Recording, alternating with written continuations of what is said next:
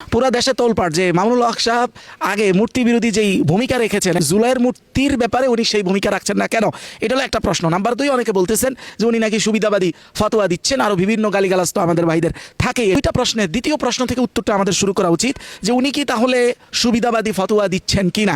ভাস্কর্য হারাম ফতোয়া দেওয়া হুজুর এবার ভাস্কর্য জায়েজ করার কৌশল বলে দিলেন। মুখাবয়বকে বাদ দিয়ে অবশিষ্ট যে দৃশ্যগুলো সেগুলোকে চিত্রিত করার জন্য পরামর্শ দিব।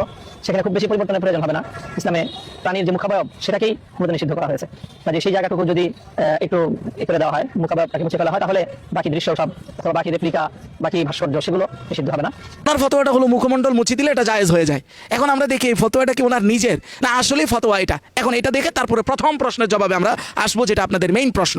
আসেন, প্রথমে আমরা একটা হানাফি মাযহাবের বিখ্যাত কিতাব, যেহেতু এই দেশের অধিকাংশরা হানাফি মাযহাব ফলো করে, সেই হিসাবে এই কিতাবটা আনা, যেটা হলো আল হিদায়া এর একটা ব্যাখ্যা গ্রন্থ আল বিনায়া ফি শারহিল হিদায়া, যেটা লিখেছেন বদরুদ্দিন আইনি, একজন বিখ্যাত ব্যক্তি। এই কিতাবটা বৈরুত থেকে ছাপা। সেই ছাপা অনুযায়ী 2 নম্বর খণ্ড 458 নম্বর পৃষ্ঠায় ইদা কানা তামাসিল মাকতু আর রাস বলা হচ্ছে, যখন ভাস্কর্য মাথা ছাড়া হয়, বাকি অঙ্গ প্রত্যঙ্গ অবয়বটা আছে, শুধু মাথাটা নাই, আই মামহু আর রাস মানে হলো মাথাটা মুছে দেওয়া হয়েছে, ফালাইসা বিতামাসিল তাহলে সেটার ভাস্কর্য বা মূর্তি থাকে না। ফালা ইয়াকরা এটা মাকরু না, লা ইউবাদু বিদুনির রাস এখানে বলা হয়েছে মাথা ছাড়া কোনো জিনিসের ইবাদত আসলে হয় না। ইবাদত হবে আশঙ্কায় মূলত এই হারামটা করা হয়েছে। তাহলে এখন প্রশ্ন থাকে, মাওলানা মামুনুল হক মাথার কথা বলেন নাই, উনি বলছেন মুখমণ্ডলটা মুছে দিলে ব্যাপারটা সমাধান হয়ে যায়। যেমন আল লুবাব শরহ ফুসুল আল আদাব, এই কিতাব সৌদি আরবের রিয়াদ থেকে ছাপানো 1 নম্বর খণ্ড 235 নম্বর পৃষ্ঠায় স্পষ্ট ব্যাখ্যা করা হয়েছে যে লা ইয়াজুজু জালুস সুওয়ার ফি থিয়াব ওয়ালা ফিল মাফারিশ ওয়াস সুতুর, কোনো সূত্রা অথবা কোনো চাদর অথবা কোনো পোশাকের মধ্যে কোনো ছবি অঙ্কন মুখমণ্ডল সহ এটা জায়েজ নেই। ওয়া হুয়া মা কানা আলা সূরাতিল হায়াওয়ান, এখানে ছবি দ্বারা উদ্দেশ্য হলো কোনো জীব জানোয়ার মানুষের কোনো ছবি। আচ্ছা, কেন? লিআন্না নবী সাল্লাল্লাহু আলাইহি ওয়াসাল্লাম, কারণ রাসূল বলেছেন লা তাদখুল আল মালায়েকা বাইতান ফিহি সূরা, ওই ঘরে রহমতের ফেরেশতা ঢুকে না যেখানে সূরত থাকে, মানে ছবি থাকে।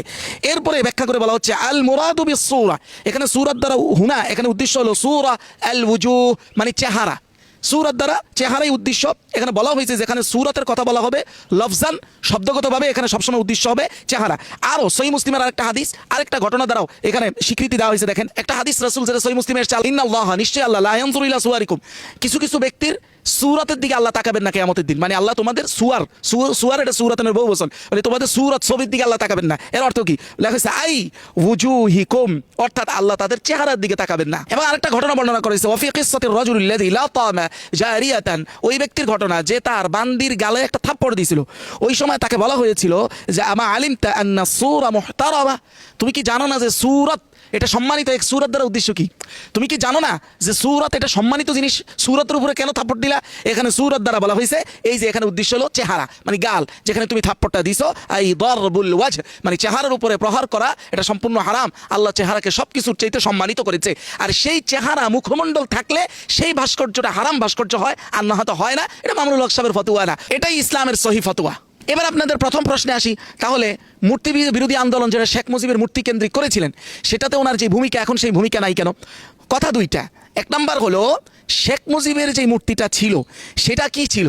সেটা ছিল পার্সন আইডেন্টিফিকেশন, সেটা ছিল একজন নির্দিষ্ট ব্যক্তিকে শনাক্ত করার উদ্দেশ্যে। আর জুলাই জাদুঘর যেটা, এটা কোনো ব্যক্তির প্রতীক না, এখানে নির্দিষ্ট কোনো ব্যক্তির পূজা করার জন্য, কাউকে পিতা বা মাতা মানার জন্য এটা বানানো হয় নাই, বরং এটাকে বলা হয় ইভেন্ট রিপ্রেজেন্টেশন, মানে হলো একটা অবস্থার প্রতীককে বোঝানো। যেমন আপনি আবু সাইদের চেহারাটা মানুষের জন্য আসল না, যদি আসল হইতো তাহলে আবু সাইদের আরো ভিন্ন ভিন্ন সময়ের যদি কোনো ছবি থাকে যেটা উনি ফোজ দিয়ে উঠাইছেন, ওগুলোকে মানুষ প্রচার করতো। কেন আবু সাইদের ওই হাত ছড়ানো সেই ছবিটাই দরকার। ব্যক্তি আবু সাইদকে এখানে বোঝানো মূল উদ্দেশ্য না, উদ্দেশ্য হলো ওই সময়ের জুলাইয়ের পরিস্থিতিটা বোঝানো। কিন্তু শেখ মুজিবেরটা ছিল ব্যক্তি শেখ মুজিবকে মানুষের আজীবনে পূজনীয় পিতা হিসাবে প্রতিষ্ঠিত করা। তাহলে দুইটার মধ্যে ডিফারেন্স আকাশ পাতাল। শেখ মুজিবের মূর্তির সময় কারো এই সমাধান দেয়া যে ওনার পুরো মূর্তিটা রাখেন, শুধুমাত্র মুখমণ্ডলটা মুছে দেন, এটা তো হাস্যকর ছিল, কারণ ওখানে উদ্দেশ্যই মুখমণ্ডল, এখানে উদ্দেশ্য হলো পরিস্থিতি। তাহলে একটা হলো মূল থেকে উৎখাত করার দাবি রাখে, আরেকটা হলো সংস্কারের দাবি রাখে। ক্ষেত্রই যখন 2 রকম, তো ভূমিকা তো 2 রকম হবেই, খুবই স্বাভাবিক। এবং মামুনুল হক সাহেব এটা বলেছেন যে এটা সংস্কার করার জন্য। এখন যদি কোনো নন ইসলামিক সরকার সেটা করতে রাজি না হয়, শেষ পর্যন্ত সেটা না করে, আমরা যতই আন্দোলন করেছিলাম শেখ মুজিবের মূর্তি ততক্ষণ পর্যন্ত কিছুই করা যায় নাই যতক্ষণ শেখ হাসিনা ছিল। তো এরকম কেউ যদি ঢাল হয়ে এগুলোকে এইভাবে রক্ষা করে, ইসলাম অনুযায়ী সংস্কার না করে, তাহলে আমাদের অপেক্ষা করতে হবে কোনো সময় একটা ইসলামী সরকার আসলে তার মাধ্যমেও এগুলোকে সংস্কার করতে হবে।